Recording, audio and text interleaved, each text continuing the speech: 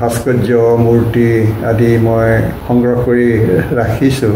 এইবিলাকে মোৰ মনত আচলতে সঁচাকৈ এটা বিশেষভাৱে এটা প্ৰশান্তি দিয়ে, এটা আনন্দ দিয়ে, যিটো বিমল আনন্দ বুলি কোৱা যায়। আৰু সেইটোৱে মোক এটা সঁচাকৈ এটা বৰ আত্মতুষ্টিৰ ভাৱৰ দৰে হৈছে। সেইকাৰণে এইটো খুব ভাল পাওঁ আচলতে। আৰু এটা কথা কিন্তু আপোনাক এইখিনিতে মই কৈ থওঁ, এই যে মই ক'লোঁ শিৱসাগৰ গাঁৱলৈ গৈ আমাৰ খুব ভাল লাগে। আমি 7-8 দিন থাকোঁ। যিমানখিনি আমাৰ মিতিৰ কুটুম আত্মীয় বন্ধু বান্ধৱ আছে প্ৰায় প্ৰত্যেকৰ ঘৰলৈ যাওঁ, কাৰোবাৰ ঘৰত চাহ খাওঁ, জলপান খাওঁ। কিন্তু বৰ দুখৰ কথা, আজি 10-12 বছৰমানৰ পৰা মই দেখিছোঁ যে আমাৰ গাঁওকেইখন আমাৰ 3খন গাঁও লগালগি আছে, দলিয়াপাৰ, দিচিয়াল, মথাদাং। এই গাঁওকেইখনত এতিয়া সেই আগৰ যিটো সুন্দৰ গ্ৰাম্য পৰিৱেশ, সেই পৰিৱেশটো সাংঘাতিক ধৰণে অভাৱ হৈছে। আনকি আগতে যেনেকৈ ল'ৰা ছোৱালীবিলাকে লোকৰ বাৰীয়ে ঘৰে ফল মূল বুটলি খাইছিল বা অন্য ধৰণে ঘৰত ব্যস্ত আছিল, সৰু সুৰা কাম কৰিছিল, বৰশী চৰশী বাইছিল, পথাৰলৈ হয়তো জা জলপান লৈ গৈছিল, এতিয়া সেইবিলাক দৃশ্য আপুনি দেখা নাপায়। এতিয়া সৰু ল'ৰা ছোৱালীবিলাকেও সেই 8টা বজাতে ধুনীয়াকৈ ইউনিফৰ্ম পিন্ধি টাউনলৈ যায়, হয়তো মাক দেউতাক কোনোবাই লৈ যায়, নহ'লে কোনোবাই সৰু সৰু ভেন আহে, ভেনত যায়। গতিকে এই ধৰণৰ এটা পৰিৱৰ্তন হৈছে, যিটো পৰিৱৰ্তনে আচলতে আমাক কোনটো দিশে লৈ গৈছে ধৰিবলৈ অলপ টান। গ্ৰাম্য যিটো আমাৰ পৰম্পৰাগত সংস্কৃতি তাৰ পৰা সম্পূৰ্ণ বিচ্ছিন্ন হৈ গৈছে। আৰু এতিয়া আমাৰ সৰু সৰু ল'ৰা ছোৱালীবিলাকে মাক দেউতাকৰ বাদে নিজৰ ঘৰখনৰে ককা আইতা দদাইদেউ খুৰীদেউ পেহী পেহা জেঠাই জেঠু মামা মামী মমাইদেউ এইবিলাকৰ সম্পৰ্কে বিশেষ একো আগ্ৰহেই নাই। আৰু এই আগ্ৰহটো নোহোৱাৰ মূল কাৰণটো হ'ল যে মাক দেউতাকবিলাকেও ধৰক তেনেকুৱা ধৰণৰ এটা দিয়া নাই। আৰু আগতে আমি যিটো কৈ থাকোঁ যে জইণ্ট ফেমিলি আমাৰ খুব এটা সাংঘাতিক ভাল কথা আছিল, এতিয়া চহৰত নগৰত নহয় গাঁওবিলাকতো এতিয়া দেখিবলৈ পাব যে জইণ্ট ফেমিলি ভাগি ছিগি গৈছে। তাতো অলপ 3টা ভাই ককাই আছে, একেলগে নাথাকে, 3টাই বেলেগে বেলেগে ঘৰ বনাই আছে, কাৰোবাৰ লগত হয়তো মাক আছে, কাৰোবাৰ লগত দেউতাক আছে। এনেকুৱা ধৰণৰ এটা বিচ্ছিন্নতাৰ ভাৱ আহিছে। সেইটোৱে খুব মনত মোক আঘাত দিয়ে। কিন্তু এটা কথা ঠিক যে সেইদৰে 2টা কথা খুব কয়, অলপ মানে ধেমেলীয়াকৈ কয়। কয় যে ভাবি চালে সৰু মাই জীৱনটোত একো নাই, আকৌ একেটা সুৰতে কয় জীৱন বৰ অনুপম। মই এই 2টা কথাই 2টা অৰ্থত লওঁ।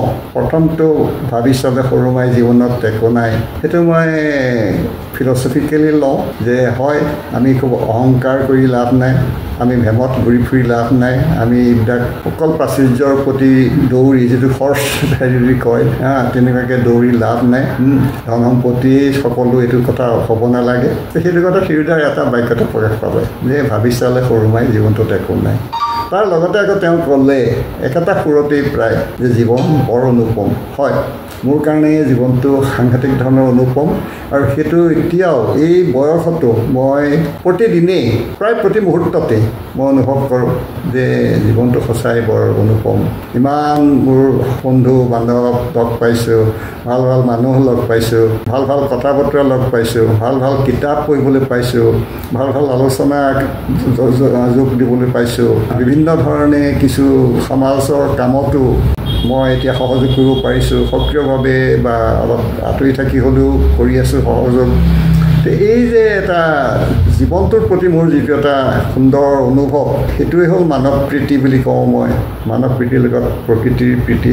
কিন্তু সেইটোৱে মোক আৰু এখোজ আগুৱাই দিছে এইভাগে যে মই নিজৰ জীৱনটোক মই এটা শান্তিৰ জীৱন বুলি ভাবিছোঁ। মোৰ কোনো ধৰণৰ ডিপ্ৰেশ্যন নাই, কোনো ধৰণৰ দুখবোধ নাই বা অহংকাৰটো নাই, আৰু কাৰো প্ৰতি মোৰ বেয়া ভাবো নাই।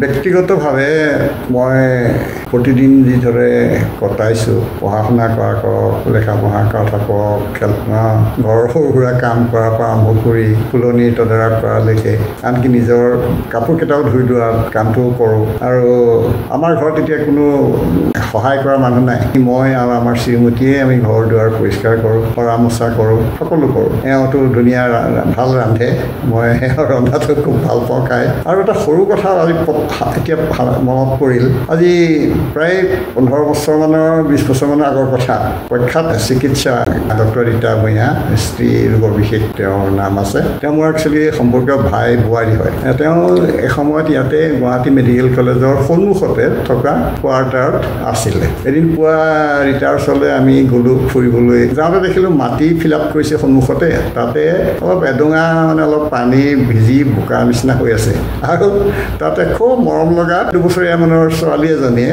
মইনা এজনীয়ে বোকা লুটিৰ পুতুৰে খেলি আছে আমি এওঁ দুই চাইছোঁ ডাক্তৰৰ ঘৰ কোৱাৰ্টাৰৰ সন্মুখত কোন কোৱাৰ্টাৰৰ সন্মুখত আমি গৈ থিয় হোৱাৰ লগে লগে ৰীতাই দুৱাৰখন খুলি আগবাঢ়ি ওলাই আহিলে আহি দেখিছোঁ সেই খেলি থকা বোকাত খেলি থকা সৰু ছোৱালীজনী দাঙি লৈছে মই বোলো তোমাৰ ছোৱালী বোলে কিয় ইয়াত দিছে এই ভাগে অলপ খেলিব লাগে দাদা খেলিলে মিলিলে তাহাঁতৰ মনবোৰ ভাল হ'ব স্বাস্থ্যও ভাল হ'ব ফূৰ্তি পাব দিছে নাই কিমান ফূৰ্তি পাইছে তাই আহিবই নোখোজে সেই দৃশ্যটো মোৰ মনত এতিয়াও সোমাই আছে আৰু আচলতে আৰু এটা কথা মোৰ নিজৰে ভাল লাগে মোৰ ল'ৰা দুটা আৰু ছোৱালীজনী সৰুৰে পৰা আমি তাহাঁতকো আচলতে ঘৰৰ বিভিন্ন ধৰণৰ কাম কাজ কৰিবলৈ বিশেষকৈ নিজৰ স্কুলৰ ইউনিফৰ্মবিলাক ঠিককৈ ৰাখিবলৈ জোতা মোজা আদি চফাকৈ ৰাখিবলৈ জোতা ব্ৰাছ কৰি ৰাখিবলৈ এইবোৰ আমি শিকাইছিলোঁ আৰু সেইবিলাক তেওঁলোকে খুব সুন্দৰকৈ ফ'ল'ও কৰিছিল এতিয়া মোৰ ছোৱালী এজনী দীক্ষিতা এনে জুৰি বুলি মাতোঁ তাই জয়পুৰত থাকে কিন্তু তাই তাতে কাম কৰা মানুহ ভাত ৰন্ধা মানুহ আছে পাৰ্ট টাইমাৰ কাপোৰ কানি ধোৱা মানুহ আছে